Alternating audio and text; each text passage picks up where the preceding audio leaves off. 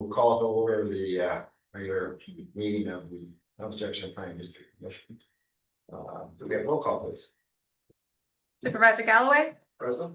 Supervisor Pruitt, Here. Supervisor O'Brien, Here. Mr. Smith, Supervisor Goolsby, Mr. Higgins, Here. Supervisor Barlow, Here. Supervisor Woodward, Here. Supervisor Reed, Supervisor Rutherford, Here. Commissioner Duranzio, Here. Counselor Page. Well, we have a motion to Mr. Woodward.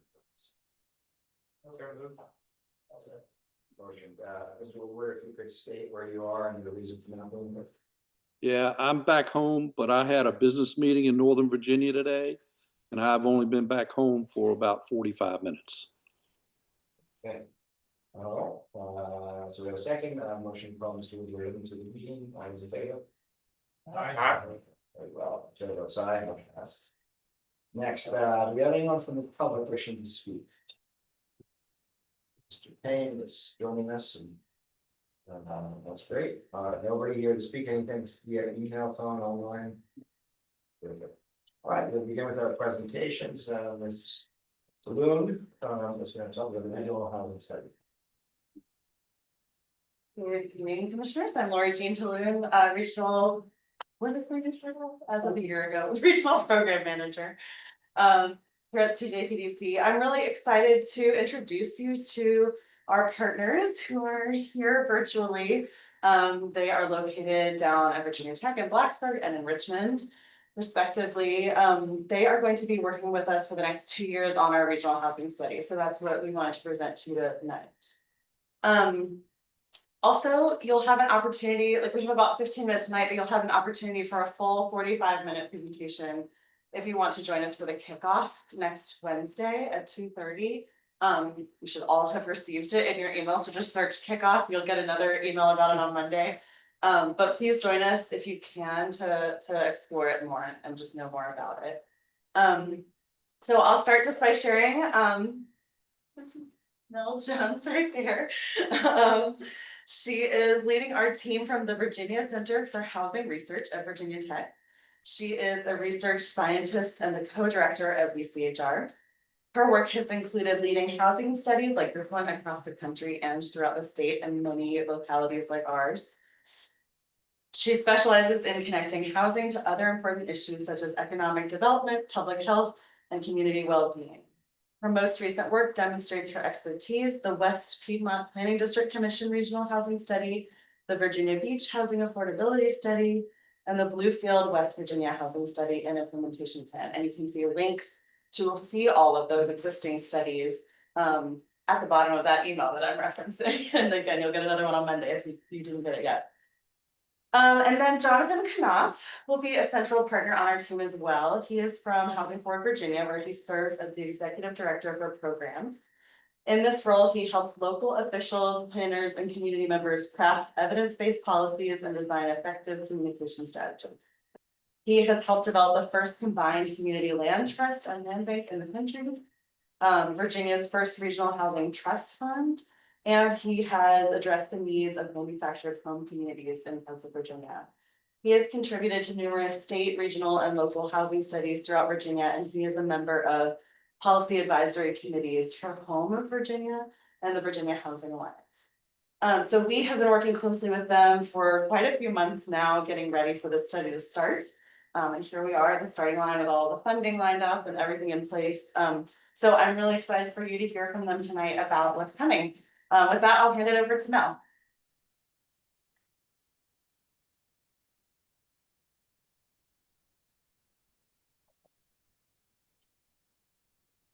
Okay, now hopefully everybody can see the slides and not anything else.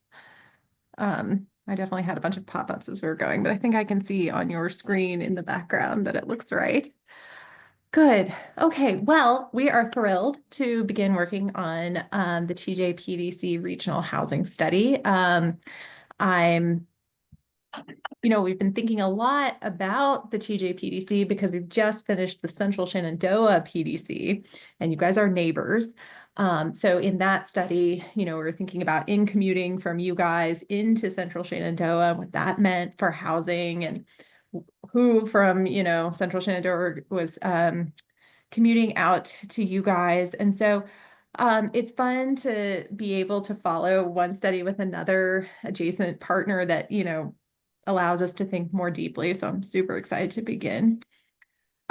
We do regional housing studies because when people are looking for houses, they are trying to choose the best economic package that they can for themselves. And that includes all of their social network, their job opportunities, their spouse's job opportunities, their kids' futures, the sticks and bricks, the size of the yard, the farm, the all kinds of different things, right? And one of their considerations, but not a primary consideration, is necessarily the jurisdictional boundary. So we find that people will commute all over a region or move, all over a region within a reasonable commute of their job. And in order to understand what role each jurisdiction plays, or even each neighborhood plays, we have to think about the market as a whole. And so generally we like to do regional housing studies because it allows us to take that market as a whole perspective and then think about the roles that each submarket plays in the region. We have done a lot of these regional housing studies. Way back, it feels like 100 years ago, we did a statewide housing study. And then Jonathan did another one after that. I'm talking about the first one. And one of our major findings was that we need to start taking a regional approach to housing. And Virginia Housing heard that loud and clear and started funding regional approaches to housing. And so since that time, the very first one that we did together was the New River Valley. And since that time, we've done many other regional housing studies, and delighted to do one more. So we'll start with the data. And I say that we'll start with the data, but we'll start first by listening to folk across the region, primarily decision makers, representatives from local governments, to understand what they want out of the study and what their housing goals are, and use that input to use our resources most efficiently and think about what data we need, who we need to talk to, what questions we can answer. And that's sort of the first bit of qualitative data that we will collect. Then we'll also collect data from local experts. And this is really important because when we're looking at quantitative data, trying to analyze it, one of the most important things in that analysis is intuition about what the data should say. And if it's not saying that, why? So we have to get to know a community where we work in order to identify mistakes in the data, identify mistakes in our analysis, or identify complex ideas that aren't just giving evidence on the very surface. So to that end, we conduct focus groups with local experts, and that's who you have in these blocks here. So housing related folk, realtors, builders, very often employers and educators will have a good idea of people's needs. So my employees can't find this type of housing, or, we're seeing families in the public school system experience these struggles. So we talk a lot to them, lenders, of course, and housing service providers, lots of different people, and different people will crop up along the way, right? Because as we talk to these people, they'll say, well, you actually should talk to so-and-so. And so we do our best to learn as much as we can, not only from the quantitative data, but from the qualitative data. In terms of quantitative data, these are our usual suspects, though sometimes we will integrate other sources based on questions that a community has, or one source doesn't provide us the data quality that we want, so we go looking for something else. That happens a lot. So here, but these are our usual suspects in this list. My time. And you guys requested something a little bit special, which is more information on a variety of topics that, are not there. They're happening all over our country, and communities are dealing with them in different kinds of ways. And certainly academics have been thinking about these issues and come up with best practices or things that we should know by researching similar issues throughout the country. So we will be looking at academic literature and trade literature and what other communities have been up to in these spaces to hopefully provide you guys with, beyond the data for your community, additional information to help you make good policy and program decisions, and help you make strategies that really support the specific outcomes that you're looking to achieve. So with that, I'll turn it over to Jonathan and let him spend some time talking about the policy solutions. Thanks, Mel, and thanks everybody for letting us chat with you for a few minutes this evening. This is really just the beginning of a lengthy process that we're excited to undertake. And Mel, I think if they'll ever let us do a study in Hampton Roads, we'll have finally covered the entire 64 corridor and we'll have conquered that. So we're almost there. You can go ahead and move to the next slide. So the role that our team plays for this work is designing the solutions or strategies or recommendations, whatever you may want to call them. And Mel, I think you'll just have to click through the different little boxes that'll appear here. But the process that we use to create the recommendations results in us making these with you, not for you. We don't just take the data and all the notes from the meetings that we have originally that Mel talked about and go away and then come back and give you a specific prescription and that this is the only way that you will be able to solve your housing challenges. That is not a recipe for success. What we would rather do and what ends up producing better results in the long run is working hand in hand with local stakeholders in the public sector and elsewhere, but primarily the staff at local governments and the PDC staff to understand, what issues there are, what are the gaps that need to be filled, and where are there opportunities to make progress and develop and craft solutions that these communities, your communities, can pursue over the next few years. And what we end up doing is providing each locality and the region as a whole with a small set, respectively, of solutions. Rather than a list of 10 or 15 different things, we want to focus on 2, 3, or 4 things that have some traction.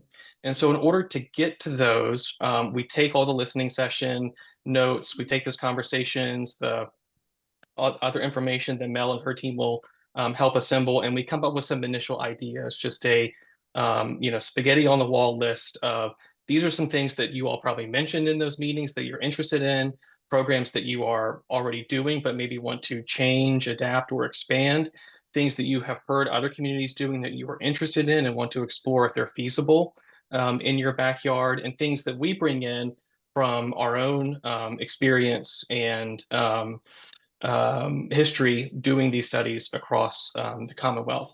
And so we come to local stakeholders initially with a list of these initial ideas and start to bounce them around and say, which ones really seem like they have a chance. And so we whittle those down and then produce a partial draft of those solutions, just to flesh them out a little bit more after we've made an initial selection.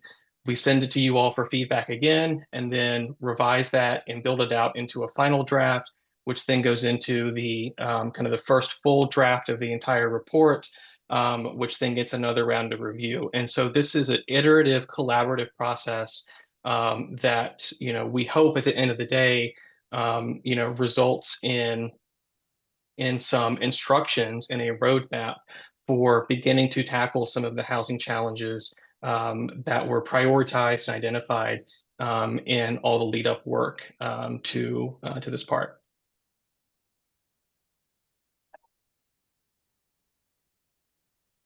And so the things that we consider and try to really tease out in the conversations with stakeholders are three things. What is the expected level of impact from each of the potential recommendations? How much effort is required, both in terms of capacity and whether there is legal authority to do it if you have to pursue additional permission from the General Assembly to do that. That certainly is a much harder lift.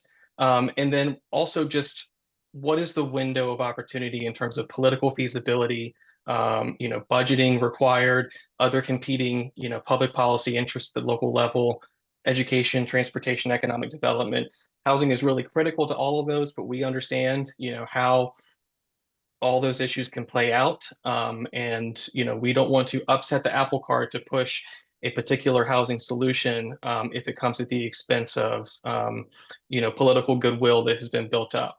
We want this to be successful and productive and build on existing momentum and successes that may be making their way in communities today.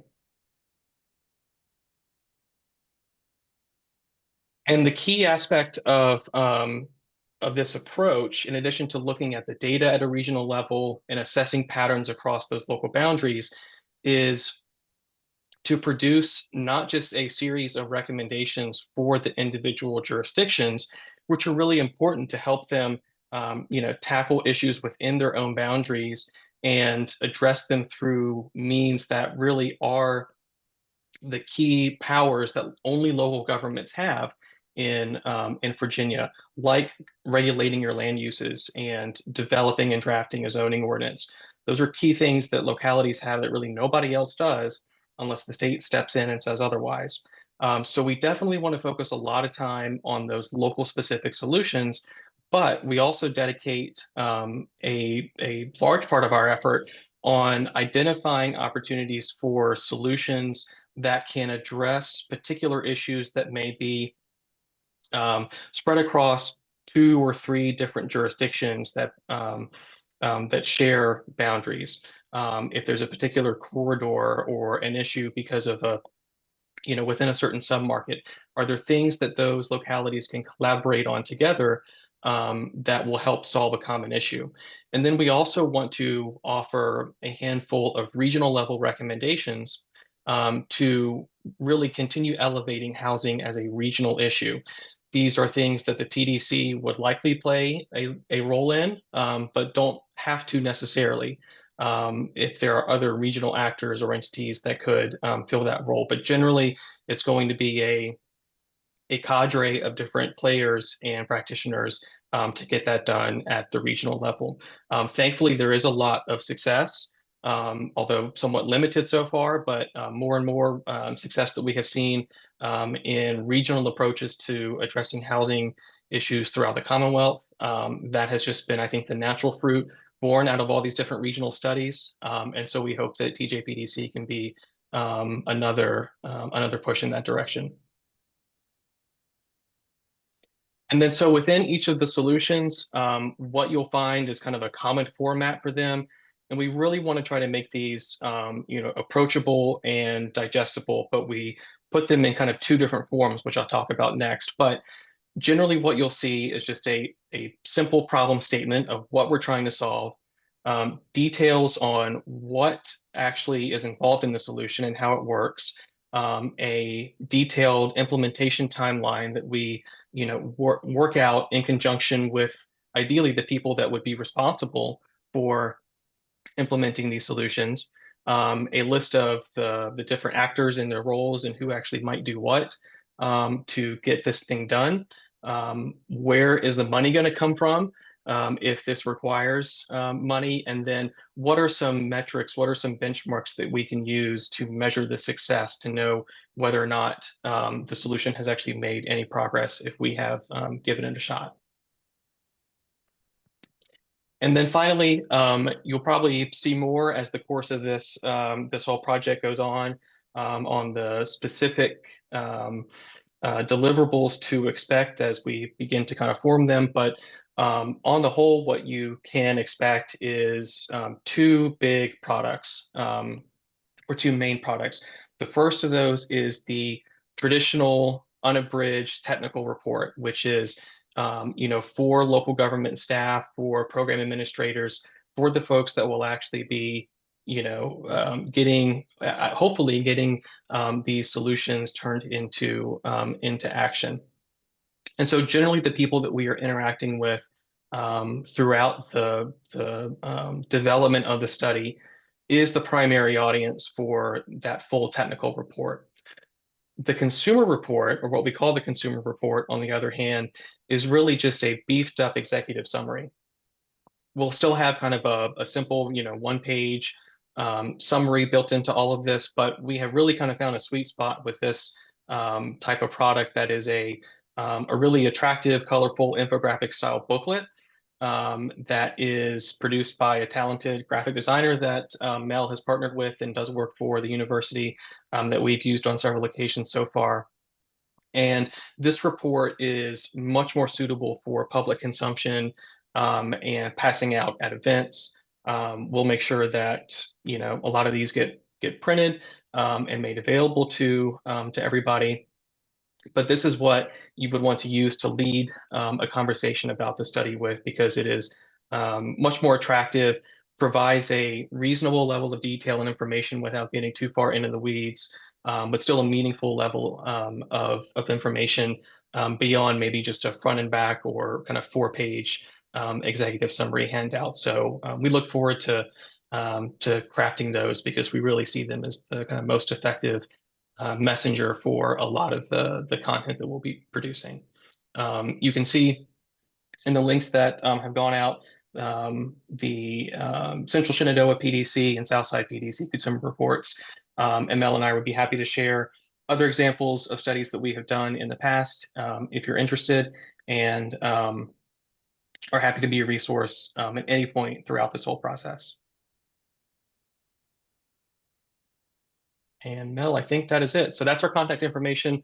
We're not hard to track down. I think the key thing also to keep in mind about us is that both of the organizations we work for have a continuous permanent mission to serve communities in Virginia on housing policy and housing research. So even when all of this is done, you'll probably be sick of us, but we don't just disappear. And you can always find us and track us down to answer housing questions, bounce ideas off of, or just be a resource in whatever way we can be helpful. Mel, is there anything else that we want to add, or Lori Jean, No, or folks? we're ready for questions if you have Yep. them. I don't have a question necessarily, but just as a comment, two of our, and I mean, one of them are going to be part of the listening sessions. So if you haven't been asked yet in your board meeting, we're looking for 2 supervisors to participate in the listening sessions. So that'll be coming up, and Mr. Fairchild and I will be, or 2 liaisons from Fluvanna County. And I think it'll be great. We're looking forward to the final product. Can't wait to hang out. On slide 5, you all talked about your kind of focus group sessions for qualitative feedback. I find it concerning that you don't highlight working with affected populations at all in there. Could you speak to that? Yeah, we have done that in studies where it has been requested. But I will mention that reaching out to, first of all, everyone needs housing. There are many populations that are impacted by the need for housing or housing insecurity or unmet housing needs. And so generally when we do this, it's either full public engagement or specific groups of people who, we're trying to do something more specific to that population. And so, let's say that in one of our listening groups, someone mentioned that we would like our entire housing goal to be directed to meeting the needs of people experiencing homelessness. We don't want you to think about anything else. then that would mean that we would need to follow up with that subgroup, for example. But these experts largely are the gatekeepers to those groups, people who, work with home buyers, people who provide housing services, people who are in the public schools, which, for example, are some of the McKinney-Vento representatives from the public schools are some of the best informants regarding families experiencing homelessness, especially in rural areas.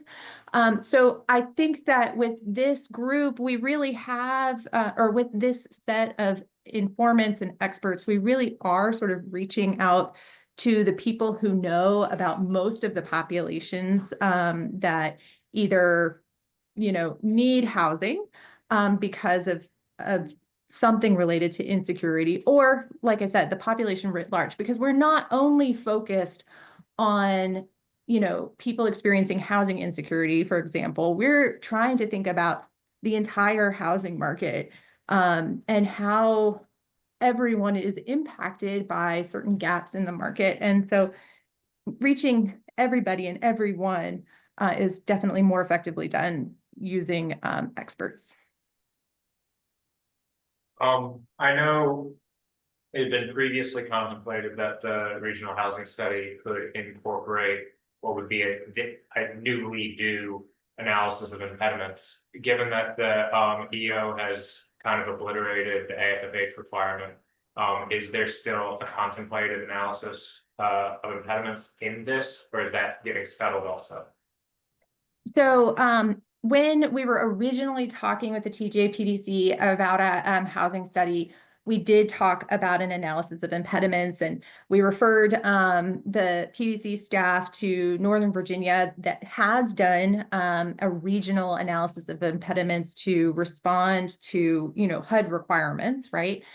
And, the pricing related to that, et cetera, et cetera.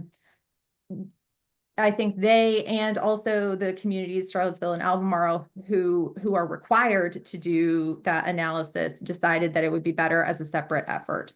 In addition to that, our two organizations have not done the HUD required analysis of impediments. And so I also recommended that they work with another contractor, or we, subcontract to someone who has lots of experience in that. We've done consolidated plans before, but having done that, I know that there are lots of boxes to check, and it really helps to have someone experienced. So in the end, yeah, we decided that that should not be part of this effort. Good. So now are we still doing an AI, or is Charlottesville rather still doing an AI as a separate effort? There are still conversations about it. Because they There don't will be really data from. need to, but it'd be like cool to have one, because I don't find the previous one very helpful. There will be data from this study that will help Uh-huh. with any future AI. And yeah, there are still conversations. Yeah, but I would definitely encourage you to have a look at the two, the most recent regional AI from Northern Virginia. I think they're the only ones that have taken on like a whole region wide, but I also think that they're the only kind of concentration of entitlement communities that have to do one anyway. So it's something to kind of think about. Yeah.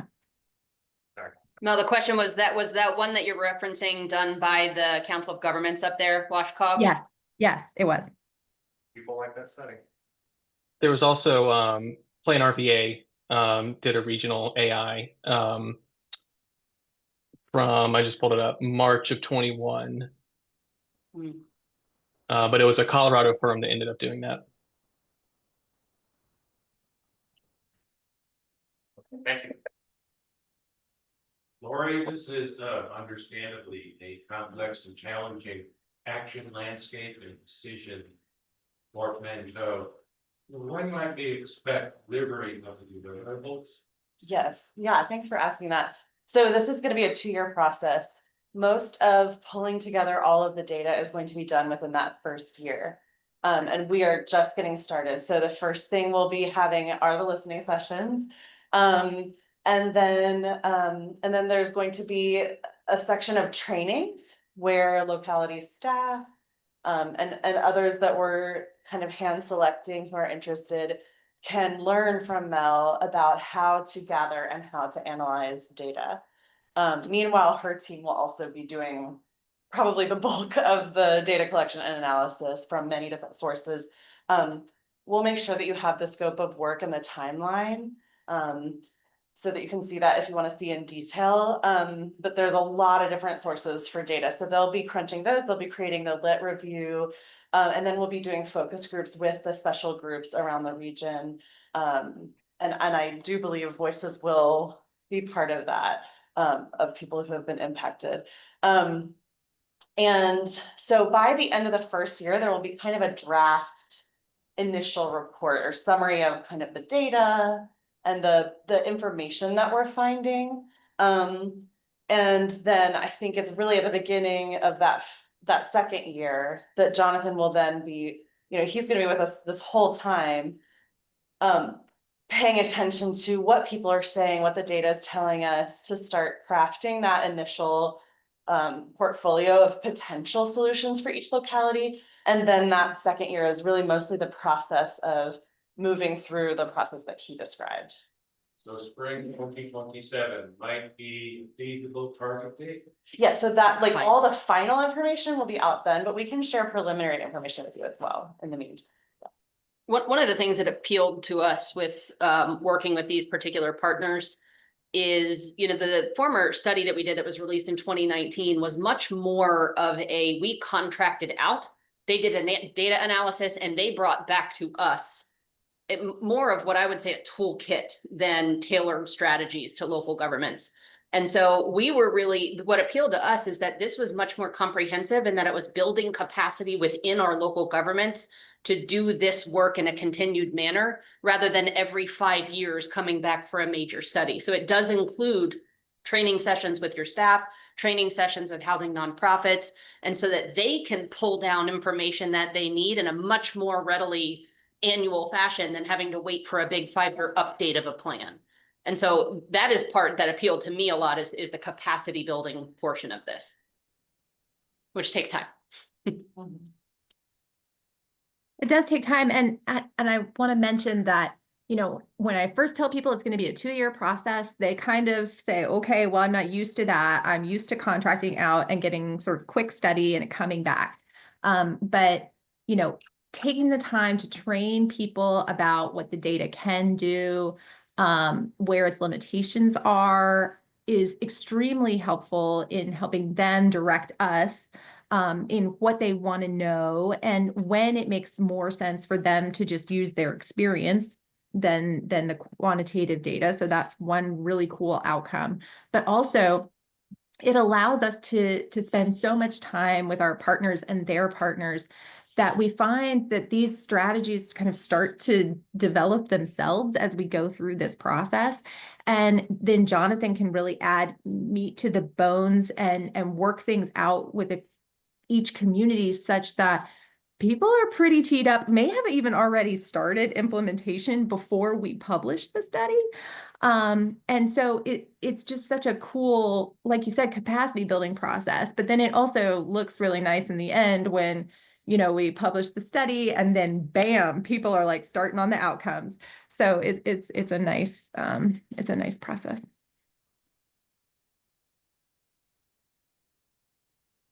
Great. Anything else? Well, thank you, Mrs. Jones and Mr. Knopf. We look forward to working with you guys. Look forward to working with you Likewise. too. Wonderful evening. All right, next we have the consent agenda. Mr. Chair, Yes, I move that we approve the consent agenda as presented if there's no. wonderful. So we have a second. I will second that motion by Mr. Rutherford, seconded by Mr. Duranto. All those in favor? Chair votes aye. Right, the motion passes unanimously. Second, on to old business. Next we have a presentation by young lady Isabella O'Brien with the hazard mitigation plan.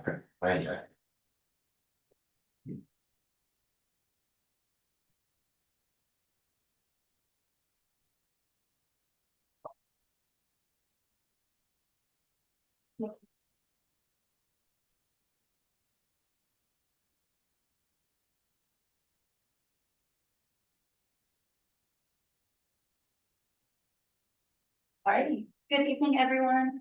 I'm Isabella O'Brien, a regional planner 2 with the Thomas Jefferson PDC for 3.5 years now. Tonight, I'll provide a quick overview of hazard mitigation planning and request your support with the TJPDC's grant application to VDEM to fund the update of the required hazard mitigation plan. So the Disaster Mitigation Act mandates that local governments develop, adopt, and maintain hazard mitigation plans to receive disaster relief and other sources of funding from FEMA. These plans must be updated every 5 years to comply with federal law. The region's original plan was adopted by all localities in 2006 and has undergone 3 updates since.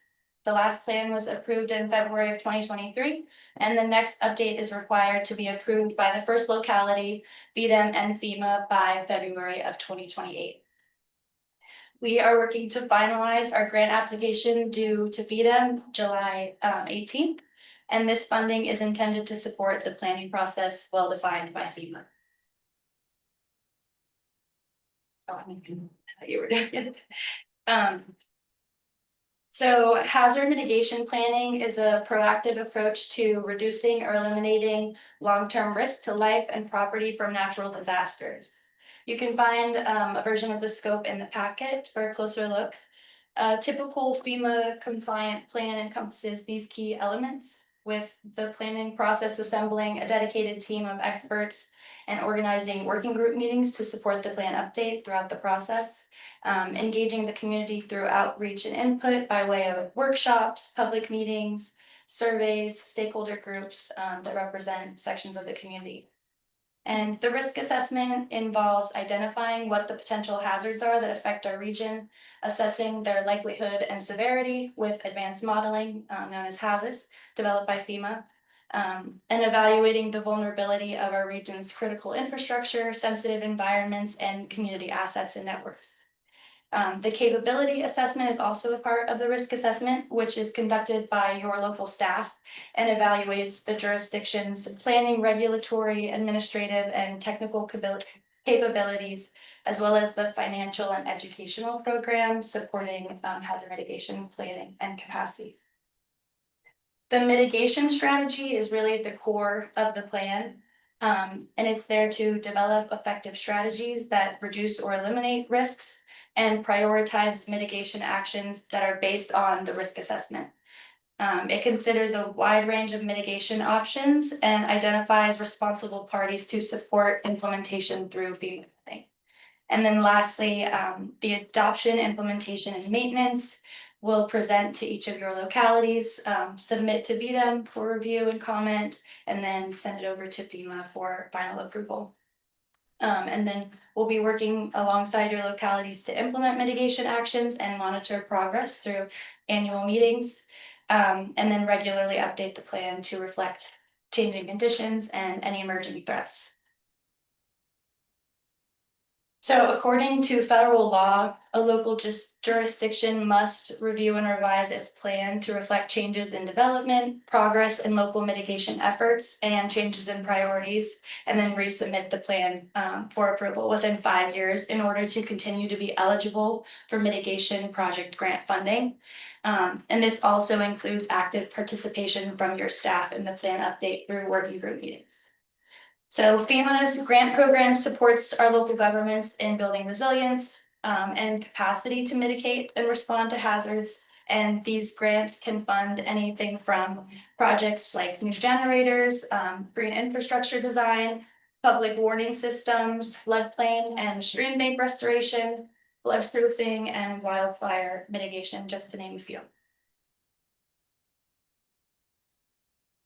So like I mentioned, our local governments must actively develop and define these mitigation action strategies within our regional hazard mitigation plan. And this really is a crucial step that makes those projects eligible for investment from FEMA.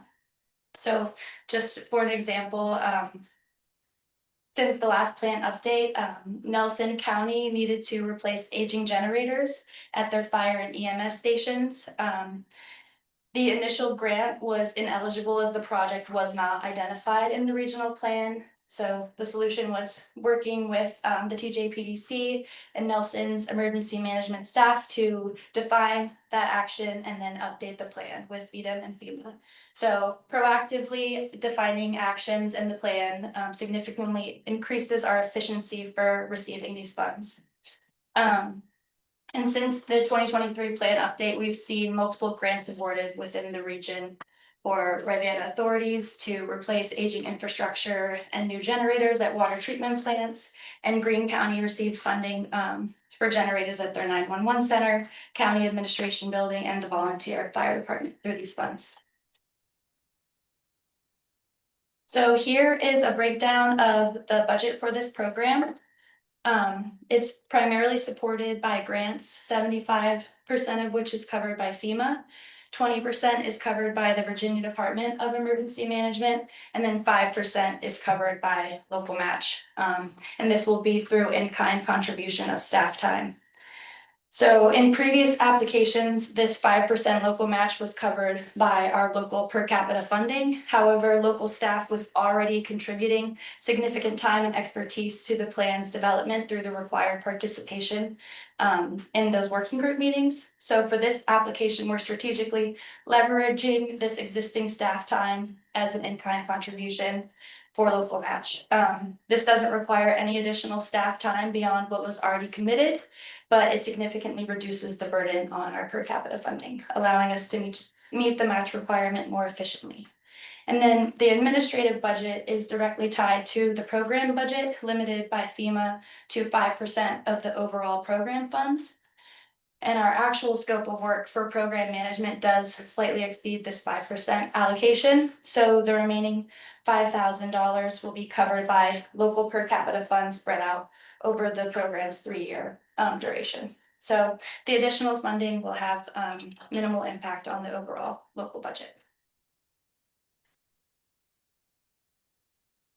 So in the packet, you'll find 2 items regarding our hazard mitigation planning grant. The intergovernmental review request is just a document for your information. It's required as part of the federal grant application process, which promotes intergovernmental partnership in reviewing proposed federal assistance. And then the resolution regarding hazard mitigation planning will authorize the TJPDC to sign the VDEM grant agreement and take all necessary actions for the hazard mitigation planning grant application. And staff recommends the commission approve this resolution to support the TJPDC's application. Please let me know if you have any questions. Bro, Louisa County opted out of the National Floodplain Insurance Program several years ago.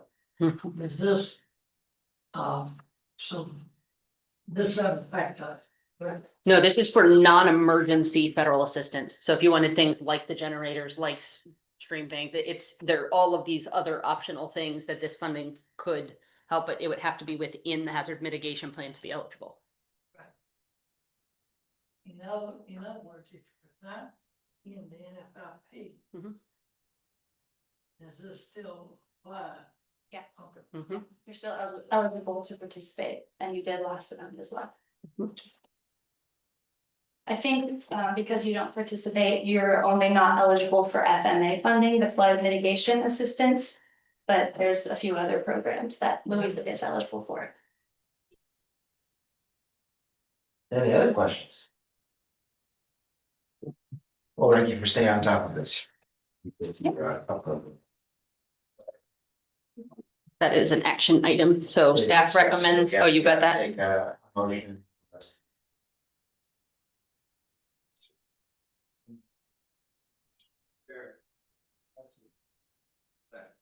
Motion by Mr. Durante, seconded by Mr. Rutherford. All those in favor? Aye. Yep. Passes. Sorry about that, Mr. Man. Chair votes aye, the motion passes unanimously. And we now move on to Safe Streets and Roads for All Safety Action Plan. Stickers. Okay.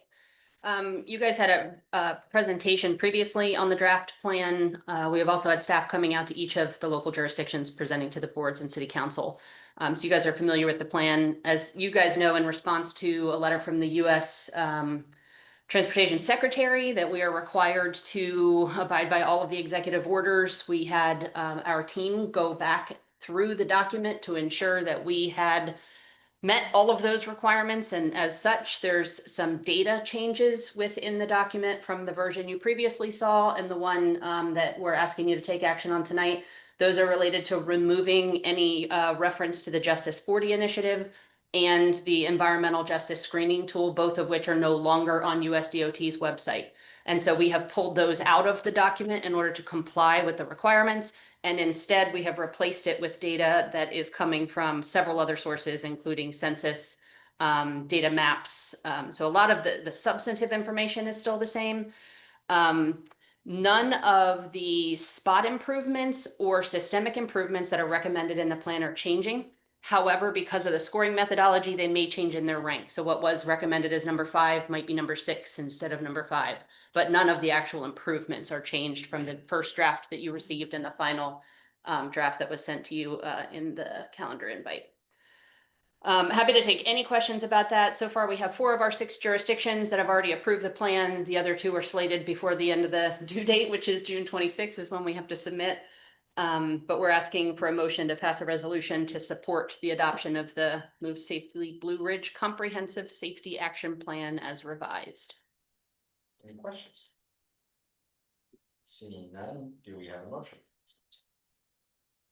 Mr. Chair, I move we approve this resolution. Second. Second.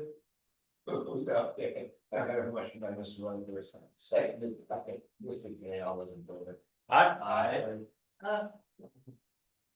Mr. Woodward? Aye. Chair votes aye, motion passes unanimously. Let's quick look at this.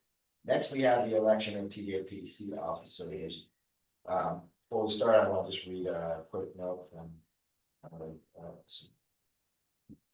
And then how the vote turns out, our next chair, the said, I was planning to join you virtually this evening, but Yona and I are out of the country celebrating our 39th wedding anniversary. I know, so sorry, Yona. What we didn't see coming was that the French family we stayed with, chefs and dear friends after 15 years of yearly visits, decided to shut down their restaurant tonight to cook a special dinner for us. They've even invited our local friends and a group of couples who return each year. Folks we've grown close to over the years. Maybe one of those moments that just fills our heart.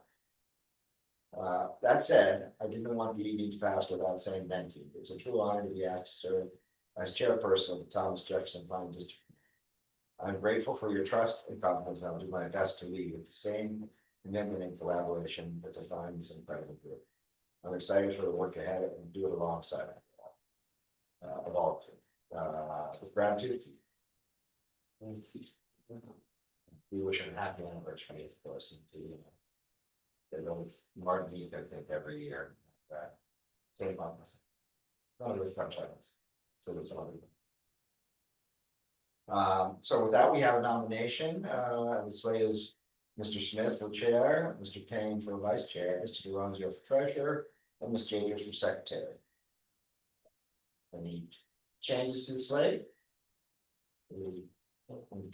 Spell my name. Oh, do we have a motion? Mr. Chair, I move we approve the slate as presented. Take a second for on. Second.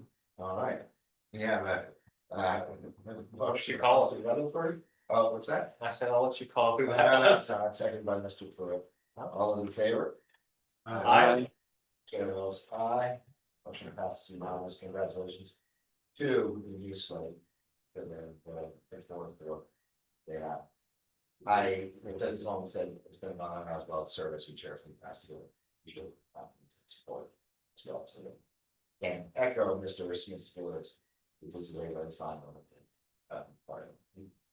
one. Next, we have the operating budget total local contributions, Ms. Jacobs. Okay, so in your packet, I have copies of the totals, the revenues, the local per cap, the local contributions, as well as a detailed memo. Presented the budget to you last month. but also included a memo of some changes between then and now. So the first one I want to talk about is the more substantive change. In the May version of the budget, I recommended a 1-year implementation of the classification and compensation study. There are a lot of uncertainties and a lot of unknowns before us in the next fiscal year. We do know some things, for example, major programs that we have that are one-time opportunities are going to be sunsetting in fiscal year 26, 27, and 28. Those are large programs for us. That's body broadband, that is Virginia Housing Development Grant building houses, that is IIJA funds for septic and rain barrel. And so I am revising my recommendation to you all in an abundance of caution. And it is because I have some pause and there is some uncertainty on the sustainability of doing it all within 1 year. That doesn't mean we don't still want to accomplish that same end goal, but I think the more conservative approach is to do it across more than one fiscal year. And so what I'm recommending to you all is rather than 100% of it come as a permanent base salary increase in the first year, that we do 75% of that increase as a base salary. And since we know in FY26 that we have the resources to do it, do the other 25% as a one-time bonus spread across all paychecks through the fiscal year. That accomplishes a couple of things. One, it allows the staff to take home the realized benefit of that income. It allows us to have additional information before making the decision on the final 25% increase. And by doing 75%, the reason that I'm recommending that particular split is by doing the 75%, it does put every position within the organization passing the 50th percentile so that all positions are then competitive with the market. That was the ultimate thing that we were trying to accomplish. I think what we'd like to see is in FY27 be able to get us to leading the market. But I feel like the most conservative approach with all of the uncertainty is to do it in 2 different parts. Can you give me the explain like on 5 version of why the sunsetting of several major pass-through programs affects our position to be able, in my mind, I'm like, oh, well, those are already earmarked. We already know where they're going. How would that impact? That is revenue that we no longer have to pay the staff salaries. So the direct revenue from those programs pays the direct cost. Additionally, the indirect that we receive on those programs contributes towards paying all of our administrative costs. And so as a really back of the napkin example, we try to get folks allocated between 90 and 95% billing to programs, right? We want most of the cost of our team to be paid for by the revenues we're bringing in. So that limits our overhead. If we lose several programs and I can only allocate staff at 65% or 70%, we're now dramatically increasing that overhead cost because we don't have revenue from which to be able to reimburse ourselves. And so really, this is a precautionary measure so that we have several more months to see what unfolds in as far as federal funding and whether or not we can identify pipeline opportunities to close some of those gaps.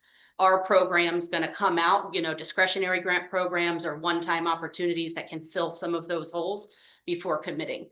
One of the things that I had pause over is once you do the permanent salary increase, you don't go back. And so we would be committing to something that we have to sustain. And the more and more scenario planning and the more and more risk analysis that I was doing, the more that I was starting to have a little bit of pause about being confident in the sustainability. And, it's a difficult landscape right now. We don't know what's happening with the federal government. We don't know what we don't know. We don't know what we don't know. And I think that this is a smart decision. It still allows and meets the expectations of the employees. And I think they also recognize that the long-term sustainability of the organization, its financial strength is critical. So, all goes well, and I'm sure they'll all work hard. The additional 25% will be actualized into salary action next year by the commission. But it'd be terrible to enact these and then have to change something accordingly. So I'm supportive of decision making. The only negative per se for the employees, I gather, is the bonus is not subject to VRS. That's correct. Matching, so that's the only negative. 12.5%. So there is one other factor that might address Mr. Pruitt's concern, and that is that we have a couple of staff members whose salary is entirely paid for by grants and was intended to be, for that grant period.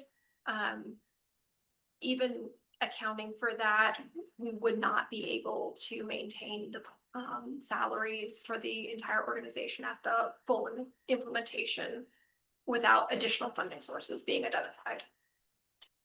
Then I think one final point that was also made was that a lot of the grant applications that we apply for are indirect cost ratio matters in terms of, being competitive for those grants.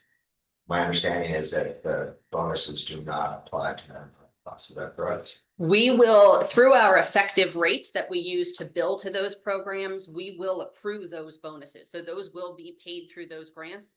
But then that indirect cost portion will only be based upon that effective billable rate. Does that make sense? I don't think I'm answering your question.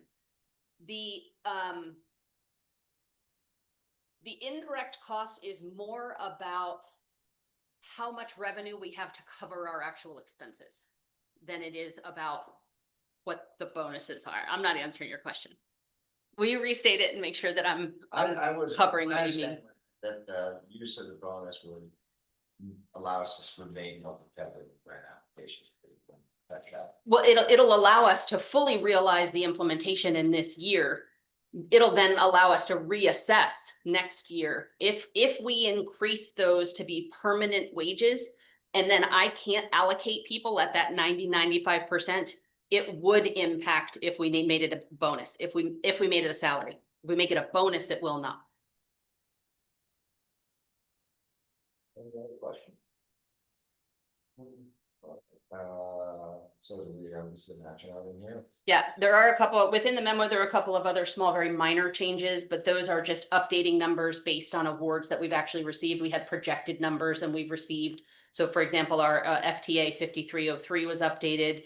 The home federal fiscal year 25 grant numbers were updated. Those are all listed within the memo of what other changes there are between the draft you saw in May and the one you're seeing tonight.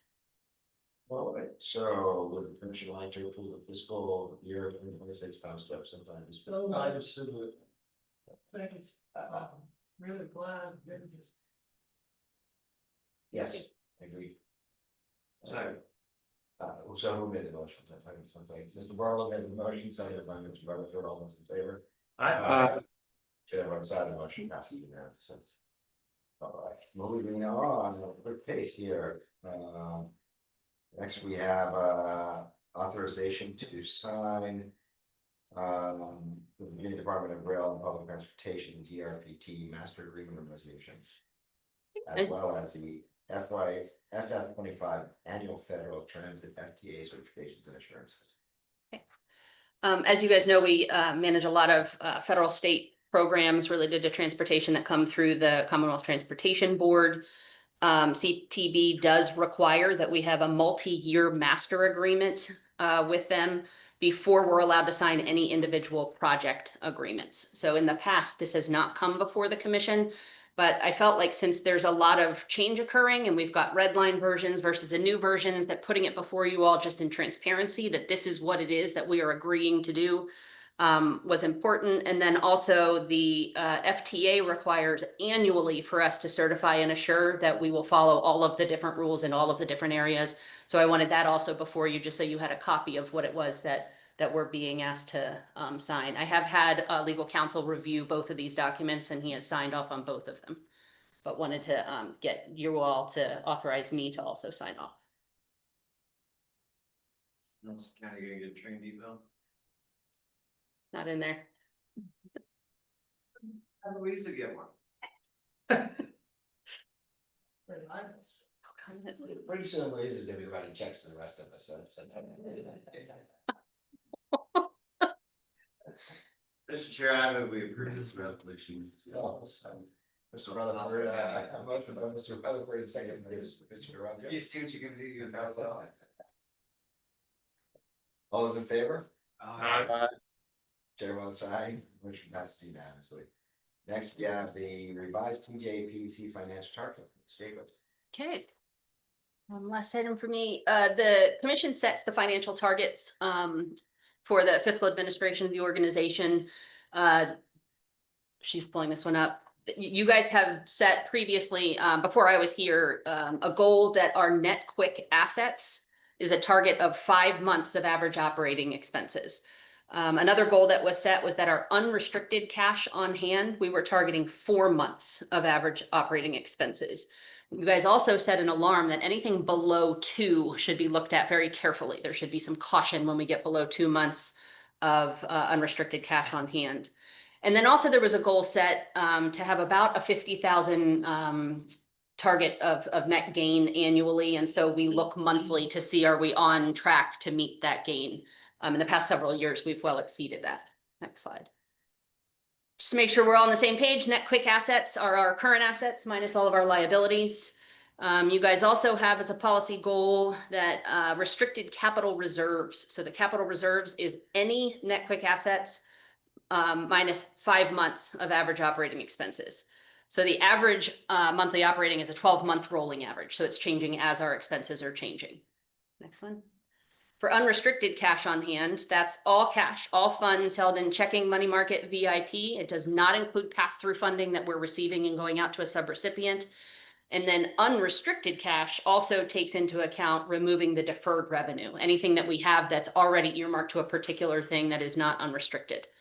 The issue is that we are reporting to you all in the financial dashboard that we are consistently below that 4-month target of unrestricted cash on hand. And oftentimes we're below that 2-month alarm mark. However, staff's opinion is that is on paper only. We have ample cash on hand, but the way that the capital reserve policy is set is that we are putting aside the majority of that into a capital reserve, which on paper means we're limiting what's in the operational reserve. So if you go to the next slide, these are really tiny numbers. I put it in paper in front of you because it's going to be impossible to see on the screen. This is what we are reporting to you all now. So if you look across this table, and it shows that our months of average operating expenses on hand are in the 11.4 months, 11.8 months. We're then setting aside anything more than 5 months to go into a capital reserve account, which when you get to the very bottom of that table, it means we're only reporting that we have 1.4 or 1.8 months of unrestricted cash on hand. It is only restricted by that policy. And so if you go to the next slide, you can see the table. This is what comes to you monthly in the financial dashboard. And if our alarm is, or if our goal is 585,000, you can see we are very rarely making that goal on paper.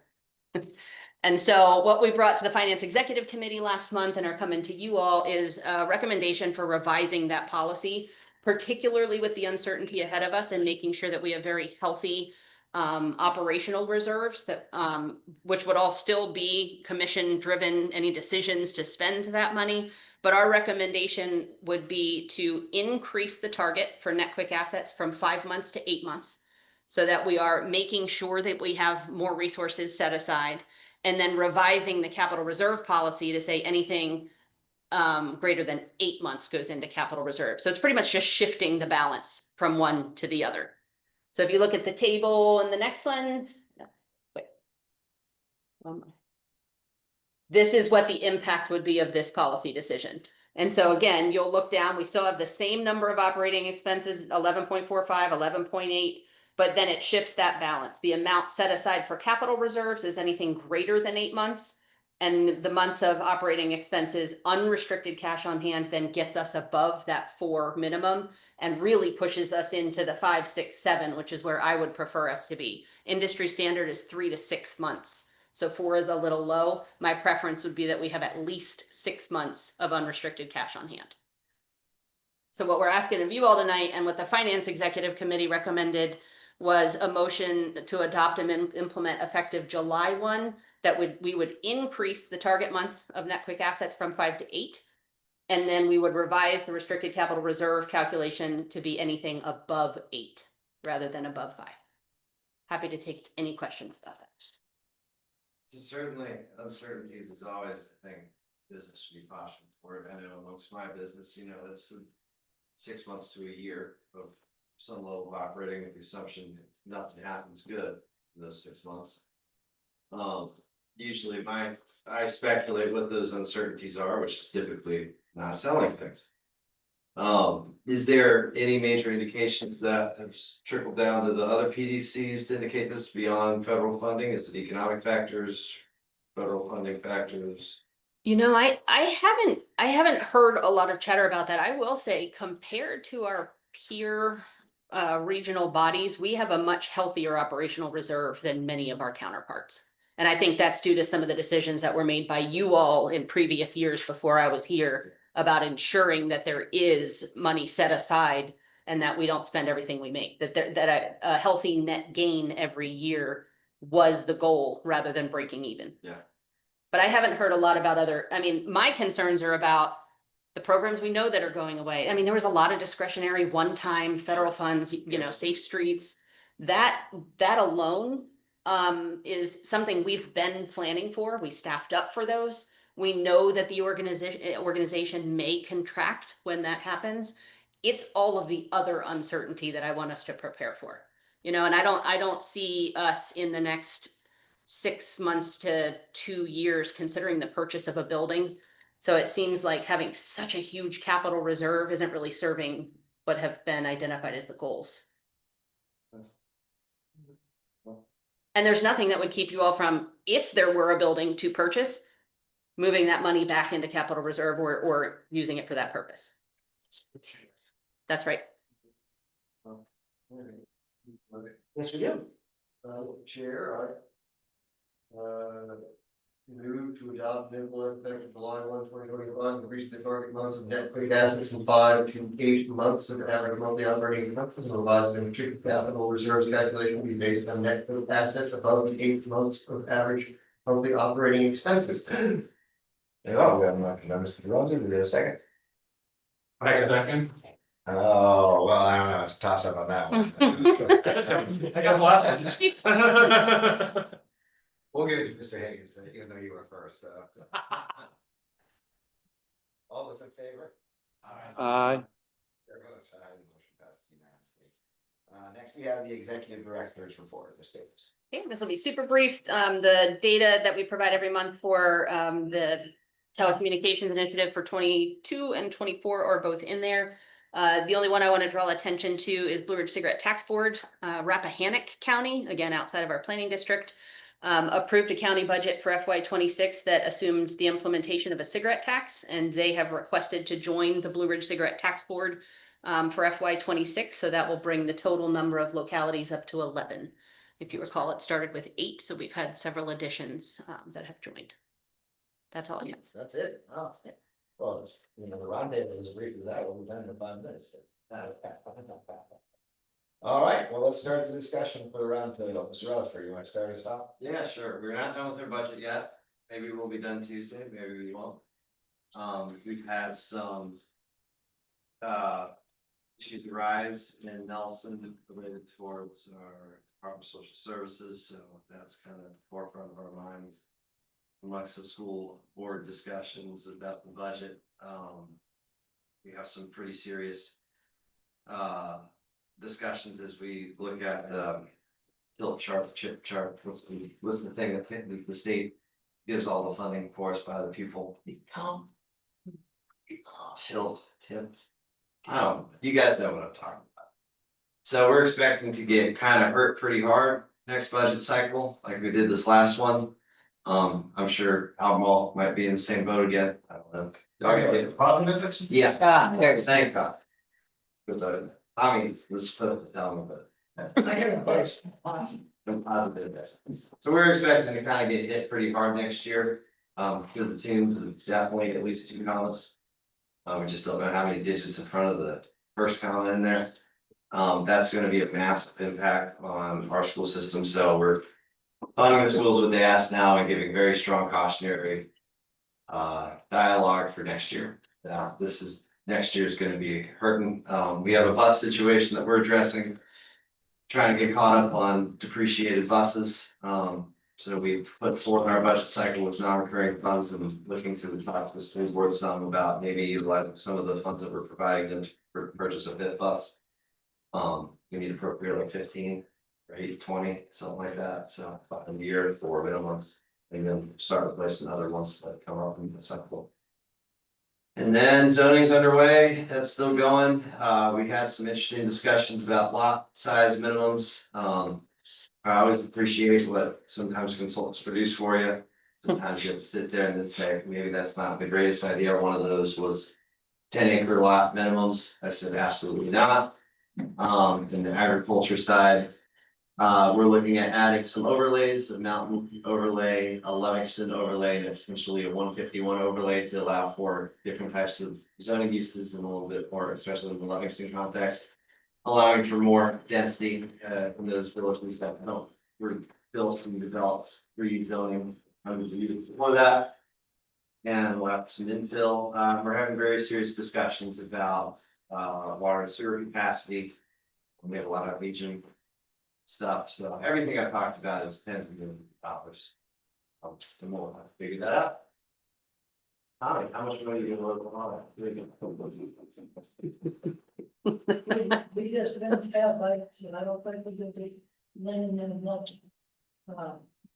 At this train station, it's moving along. We got 2,000 that they have broke around them. Now we started to talk about how best to preserve the rural character. It's a fun. News. A little late. Well, Let's see. yeah, yeah. We're trying to do that, I guess. They're talking about raised lot size. And then in the next breath, off the house. So, you know, it's.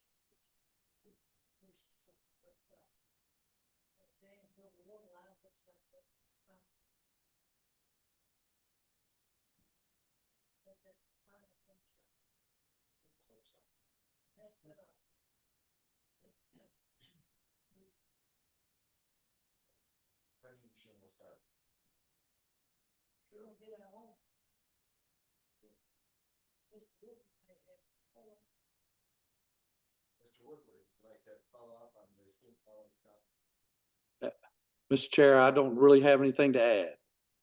Thank you. Great, okay. Probably the biggest thing is, last time we spent a lot of time and strategy to get the Federal Executive Institute, and then about a week later, the federal government said, never mind, we want it on merit, we're not following that process anymore. Gave it to UVA instead, so we do not have the Federal Executive Institute. I'm sure there were a lot of politics involved in that decision at the federal level, whether the UVA Board of Visitors was involved in lobbying, maybe not. Two tacos involved. But Two tacos involved. yeah, of course. I actually They think got I lots also of- was getting the executive side. They could reverse it again. Any of y'all in here could get it, I guess. I love how the letter said, like, to summarize very briefly, as you know, we fired most of our staff. As such, we are liable to make a lot of mistakes. This was one of them. Like, that is a not unfair characterization of the contents of the letter. Yeah, I mean, pretty much. It's like, and it was an interesting process in all kind of ways. I mean, technically, the first use is supposed to be for a homeless shelter. For anyone submits an application for that, it has to go for that use. And so the city reached out to HUD to do it, and HUD would just never respond. And then HUD sent like a response saying, there's fuel tankers on site, therefore we refuse to evaluate any application for a homeless shelter, even though you can remediate that easily. Then it got kicked to DOE, and technically Department of Education makes a recommendation to GSA, but like the city has never really been able to get in contact with GSA staff. So anyway, yes, it's Department of Government Efficiency work well. clearly, but it seems likely that UVA will get it for their ROTC program and a continuing adult education program. And of course, UVA will pay no property taxes on that site as well. And they're going to be locked into that use for a minimum of 30 years. So there you go. Other than that, I mean, similarly with sanctuary jurisdiction designation, whatever that means, the city is, especially watching whether, funding cuts could come to us. We're allocating a small portion of our surplus, but most of it we're holding on to in anticipation of just anything may be cut in terms of basic core services that we're used to relying on federal funding for. So we're definitely also being very cautious in our outlook in terms of our budget. The annual review of the new zoning ordinance is about to occur, and we'll review it and make any changes. It's interesting, I think, experiment in how much zoning is the main factor in suppressing supply versus other market forces. And I think we're seeing that a lot of market forces that are much larger than zoning are our biggest constraint on housing production still in Charlottesville. And we're also still working on a tax incentive program for the inclusionary zoning program, which requires 10% of units to be affordable and 60% of your median below for any projects at 10 units or more. That's it. Well, pretty exciting stuff. All right, Mr. Pruitt, I guess, they do the city, and Mr. Russell, and you got to do for the city. Oh, I don't have a whole lot to add. I mean, I agree with you. That memo was like Alanis Morissette and O. Henry had a baby and she with that situation. The irony is just overwhelming. But yeah, I don't have a whole lot to add. We planning commission held a work session on this first one at the zone to edit. That was the first planning commission or any meeting like this. In the city's 2014, but I missed it, so I can't tell you what happened there. But shameful, although most of it was focused on sort of howlers and word salads that somehow made it past, $100 looking at it 16 times, and oh no, this doesn't make sense. We got to connect these dots, and that number actually, if you add those two, it's actually 6, not 5. So yeah, that's sort of the one level. And then a whole bunch of people trying to bring us into the conformity with the choice in the law. And the big heavy lifting starts next. So, okay, what are we actually change? So, I don't know, but we got that. Mr. Higgins. Last month, Greene County was very much in the news after our board of supervisors met in closed session and decided to prohibit the Ruckersville Fire Department from responding to calls. The board has commissioned an independent organization to conduct a review and audit of the RFD. In these next few weeks, we expect the review delivered to the board, and we anticipate some alterations in policies and procedures on behalf of the board. On a more salutary note, this weekend we have the second annual Black Bear Festival in downtown Standardsville. Last year's festival was a success. This year we expect to have more vendors and more exhibitors.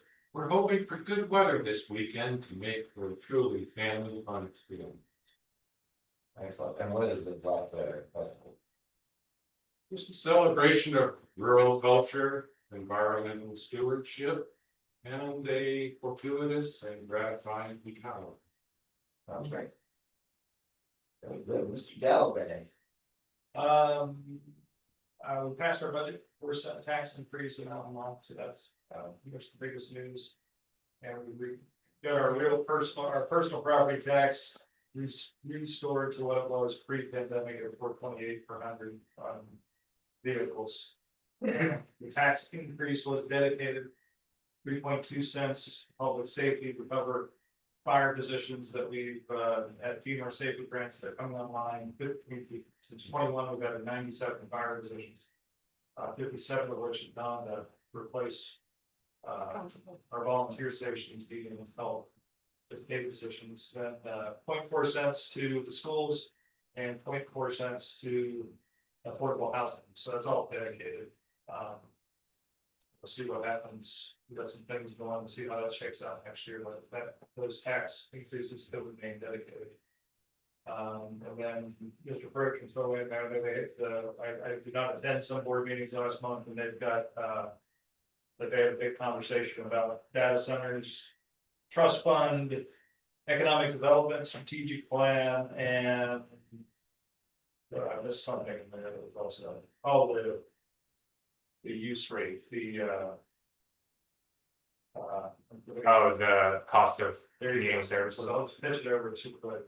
Sure, so this is a study that we've been talking about for a while, cost of community services. Basically saying, hey, what is the relative cost? What is the relative cost benefit, revenue, cost of services for different types of uses, and broken broadly into commercial, industrial, residential, and agricultural. And it kind of gets, frankly, what I and Mr. Smith have been talking about a lot, right?